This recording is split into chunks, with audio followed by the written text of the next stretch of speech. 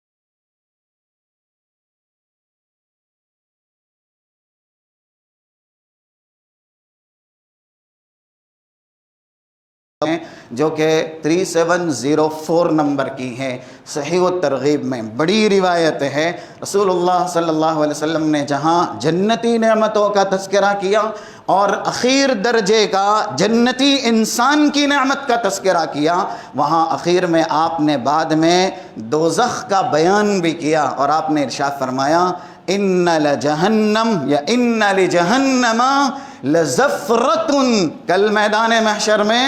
دوزخ چیخے گی، آواز نکالے گی اور اللہ سے فریاد کرے گی اللہ جو وعدہ کیا ہے وہ پورا کر۔ یوم نقول لجہنم هل امتلأت وتقول هل من مزید، جس دن ہم کہیں گے دوزخ سے کیا بھر گئی، دوزخ مزید کی چاہت کرے گی، اور بھی چاہیے۔ اللہ نے وعدہ کیا ہے جنت سے بھی کہ اللہ اسے بھی پر کرے گا، دوزخ سے بھی وعدہ کیا ہے اللہ اسے بھی پر کرے گا۔ تو جس وقت دوزخ کی آواز سنائی دے گی، رسول اللہ صلی اللہ علیہ وسلم ارشاد فرماتے ہیں ما من نبی مرسل ولا ملک مقرب الا خر رکبتیہ، کوئی بھی جو مرسل نبی ہے، جس کو نبی ہونے کے بعد اللہ نے رسول بنایا ہے، وہ بھی، اور ایسے ہی فرشتوں کی صف میں جو بہت عظیم فرشتے ہیں، بزرگ فرشتے ہیں، اللہ کے قریبی فرشتے ہیں، وہ بھی دوزخ کی آواز سننے کے بعد گھٹنوں کے بل گر جائیں گے۔ وَإِنَّ إِبْرَاهِيمَ خَلِيلَ اللَّهَ لَيَقُولُ فِي نَفْسِي، اور ابراہیم خلیل اللہ بھی اس طرح کی ندا اور صدا لگائیں گے، نفسی نفسی، اللہ میں بچا لیا جاؤں، اللہ میں بچا لیا جاؤں۔ رسول اللہ صلی اللہ علیہ وسلم نے یہ بیان کرنے کے بعد کہا ابن آدم لو ان لک عمل 70 نبیا الی عملک، ابن آدم اگر تیرے عمل کے ذخیرے میں ایک نہیں 70 نبیوں کے اعمال ملا دیے جائیں لظننت الا تنجو، تو بھی اس منظر کو دیکھنے کے بعد 70 نبیوں کے اعمال ہمارے ذخیرے میں اضافتاً داخل کر دیے جائیں، ہمیں اپنی نجات پر یقین نہیں ہوگا۔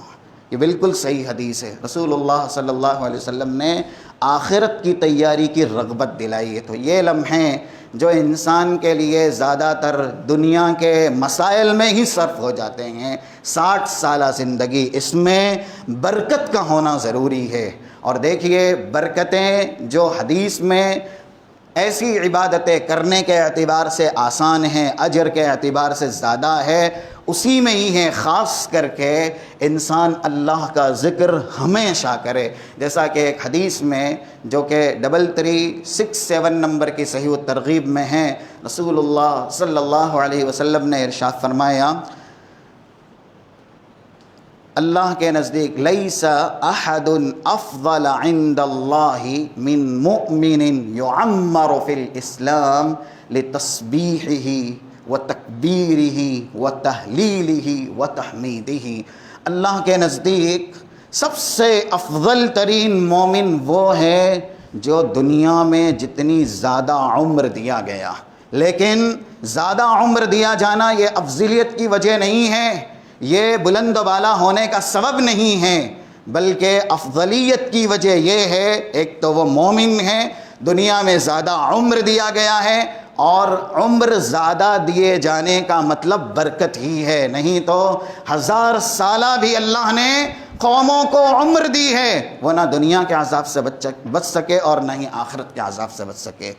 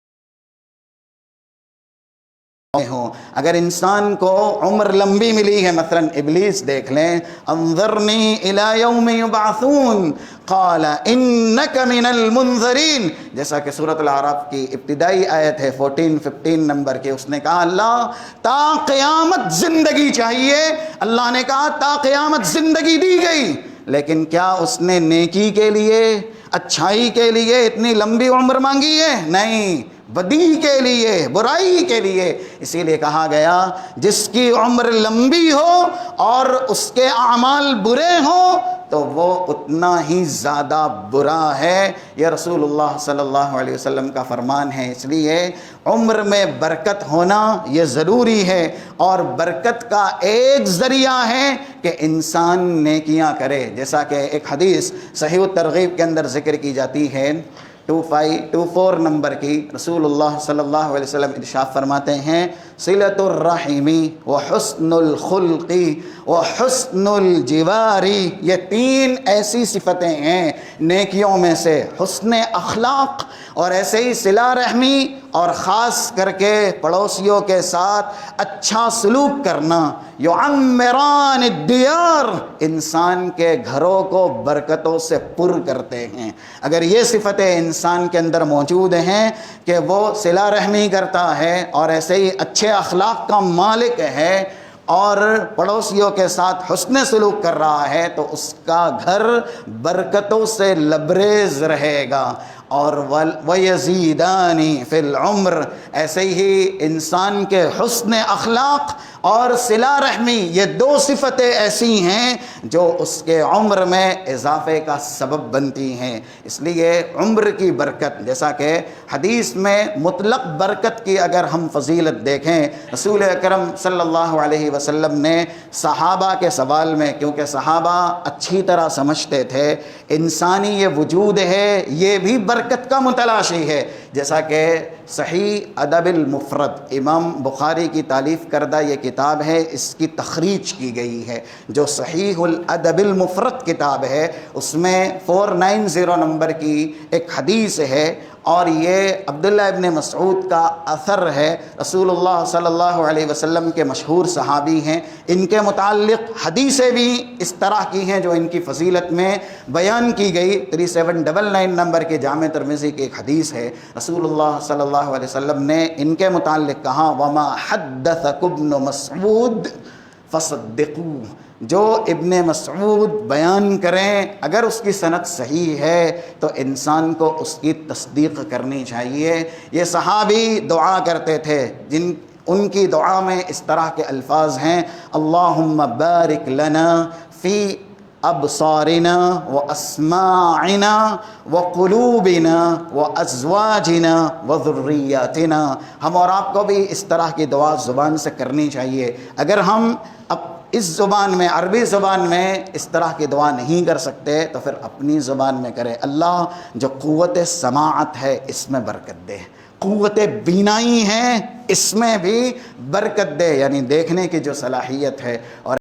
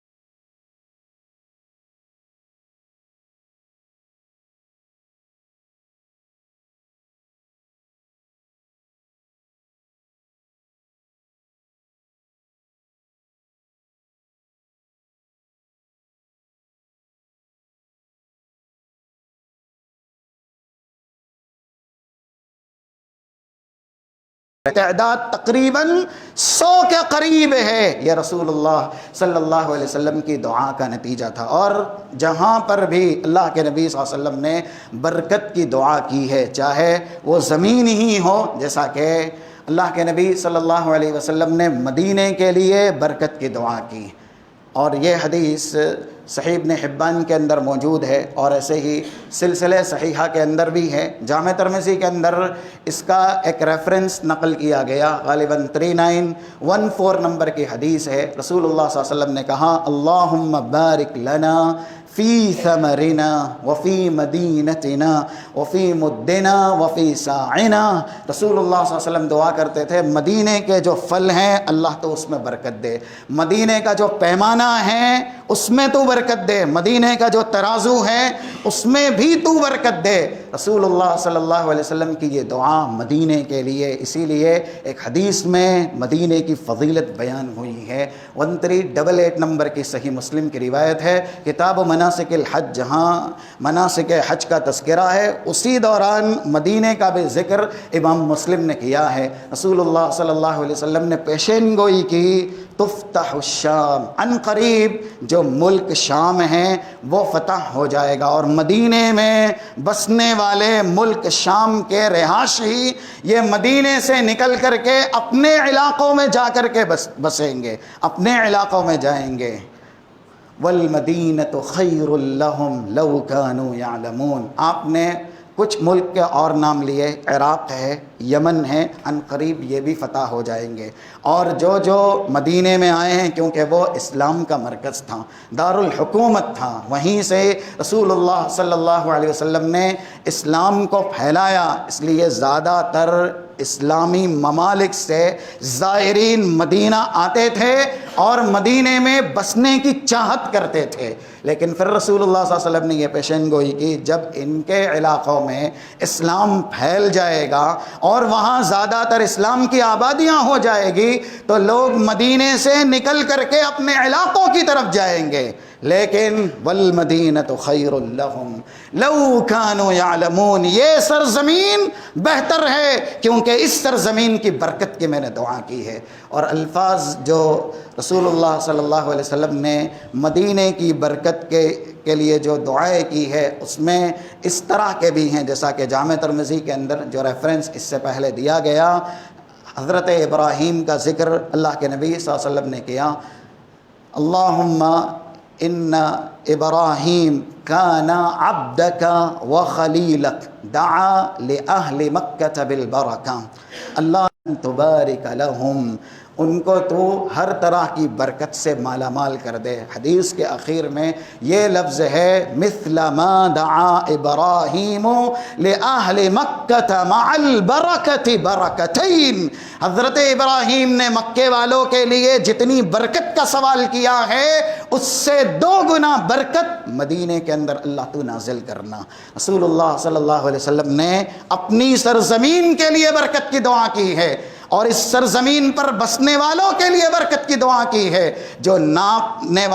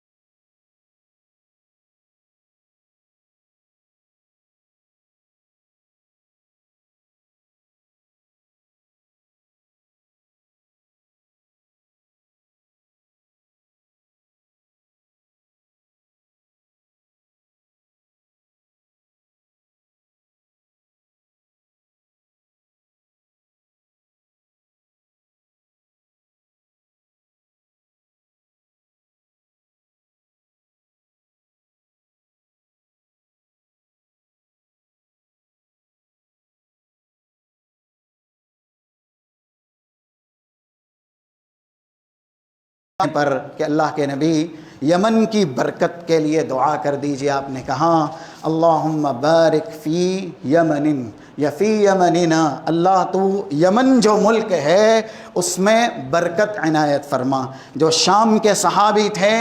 یعنی علاقہ شام سے تعلق رکھنے والے، انہوں نے کہا اللہ کے نبی ہمارے علاقے کے لیے برکت کا سوال کر دیجئے. رسول اللہ صلی اللہ علیہ وسلم نے کہا اللہم بارک لنا فی شامنا، اللہ جو شام کا علاقہ ہے ہمارے لیے اسے برکت والا بنا. جو عراق سے تعلق رکھنے والے صحابی تھے، جب انہوں نے کہا اللہ کے نبی ہمارے علاقے کے لیے برکت کا سوال کر دیجئے، 3 بار گزارش کی گئی. رسول اللہ صلی اللہ علیہ وسلم خاموش رہے. پھر آپ نے انکار کر دیا اور کہا نہیں، عراق سے شیطانی سر نکلے گا یا سینگ نکلے گا، اور وہ زمینیں ہیں جہاں تقع الفتن والزلازل، جہاں فتنے بہت زیادہ واقع ہوں گے. دیکھیے صحابہ کے زمانے میں 2 بڑی جنگیں ہوئیں، جنگ جمل اور صفین، اسی سرزمین پر ہوئی، عراق کی سرزمین پر. تو رسول اللہ صلی اللہ علیہ وسلم کو وحی کے ذریعے بتایا گیا. اس سے یہ پتہ چلا جہاں فتنے نہیں، جہاں زلزلے نہیں، وہاں کے لیے برکت کی دعا کی گئی. اور اگر دوسرے لفظ میں کہا جائے تو جس سرزمین کی برکت کی دعا رسول اللہ صلی اللہ علیہ وسلم نے کی، وہ سرزمین زلزلوں سے، اللہ کے عذاب سے اور ایسے فتنوں سے جو انسان کو دین سے پھیر دیں، ہمیشہ محفوظ رہے گی. اور جس سرزمین کے لیے برکت کی دعا نہیں کی گئی ہے اس کی وجہ یہ بتائی گئی کہ وہاں زلزلے زیادہ ہیں، وہاں فتنے زیادہ ہیں، شیطانی سینگ وہیں سے نکلے گا. یہاں تک کہ دجال کا ظہور بھی اسی علاقوں میں سے کسی ایک علاقے سے نکلنا ہے. رسول اللہ صلی اللہ علیہ وسلم نے عراق کے لیے دعا نہیں کی برکت کی. ایسے ہی جس نفس کے لیے، جس نعمت کے لیے برکت کی دعا کی گئی ہے، وہ نفس اور وہ نعمت دنیا ہو یا آخرت ہو، دونوں کی کامیابی سے مالا مال ہوئی ہے. جیسا کہ 1301 نمبر کی حدیث ہے کتاب الجنائز کی صحیح بخاری کے اندر، حضرت ابو طلحہ رسول اکرم صلی اللہ علیہ وسلم کے پاس شکایت لے کر کے آئے. اللہ کے نبی چھوٹا سا بچہ تھا اور بالکل عہد طفل میں ابھی پیدا ہی ہوا اور انتقال کر گیا. رسول اللہ صلی اللہ علیہ وسلم کو پھر آگے کی کہانی انہوں نے بتائی، یعنی رات میں جو مباشرت انہوں نے کی تھی اس کے متعلق خبر دی. رسول اللہ صلی اللہ علیہ وسلم نے کہا لعل اللہ ان یبارک فی لیلتکما، تم دونوں نے رات میں جو مباشرت کی ہے، یعنی ابو طلحہ اور ام سلیم، رسول اللہ صلی اللہ علیہ وسلم نے ان کے لیے برکت کی دعا کی، اللہ تمہیں اور زیادہ اولاد دے گا. راوی حدیث بیان کرتے ہیں اللہ کے نبی صلی اللہ علیہ وسلم کی یہ دعا تھی. ابو طلحہ کو تقریباً 9 بچے، جو بچہ انتقال ہو گیا تھا اس کے بعد اللہ نے دیے. لہو 9 اولاد کلہم قد قرأوا القرآن، اور وہ بچے ایسے نہیں تھے کہ محض اولاد کے طور پر اللہ نے ان کے گود میں دے دیے. رسول اللہ صلی اللہ علیہ وسلم نے برکت کا لفظ استعمال کیا تھا، لعل اللہ ان یبارک فی لیلتکما، اللہ تمہارے شباشی اور تمہاری مباشرت میں برکت دے گا. وہ 9 کے 9